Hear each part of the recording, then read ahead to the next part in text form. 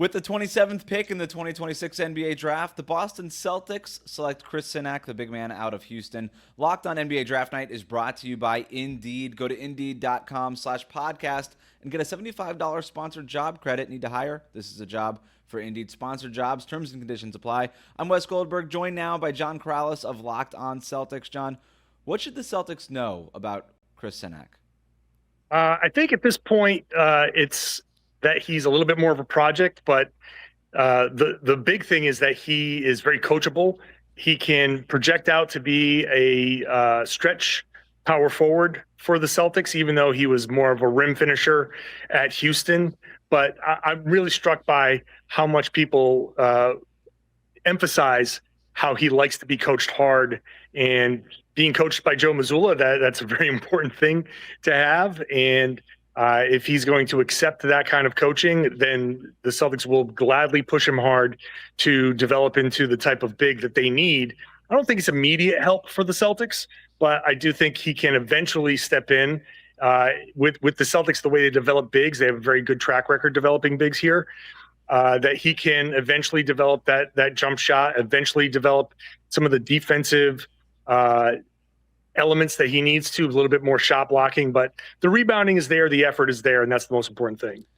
We obviously heard Brad Stevens at the end of the season talking about the need for more rim pressure, playing in the paint a little bit more. Do you think that this pick addresses that at all? Not in the immediate way that Brad was talking about. I think he's looking for some more immediate help. I think we saw that with how hard he was pursuing Giannis Antetokounmpo. And I think with some of the moves that might be coming in the offseason, I think that's a more immediate need that they want to address. But I think eventually Cenac will step into that kind of like continue what the Celtics are trying to do. So certainly a guy who can finish around the rim. I don't think he's going to be much of a contributor this year, but as the Celtics continue to find cheap talent, you need some of these guys that you find late in the draft to contribute. I think he's going to be that maybe in a year or two.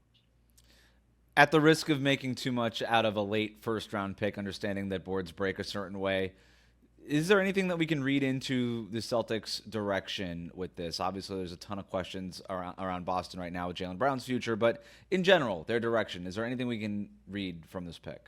I think the continued emphasis on shooting at the front court positions kind of fits with what the Celtics are trying to do. If you're looking for anything, it's Joe Mazzulla is sticking around for a while. His style is sticking around for a while. This is what the Celtics want to do with their bigs. You looked at some of the other bigs that might have been available. Maybe there were some questions about their shooting. So they went with this guy to develop him into the kind of player they want long-term. So I feel like it's just more in line with what the Celtics are looking for. Stretch bigs, a little bit more shooting, maybe some defensive versatility. And hopefully develop him into something that's a little bit of do it all, but still fits what the Celtics and Joe Mazzulla are trying to do. John Corrales, best in the business, covering the Boston Celtics. For more on the Boston Celtics, subscribe to Locked on Celtics wherever you get your podcasts.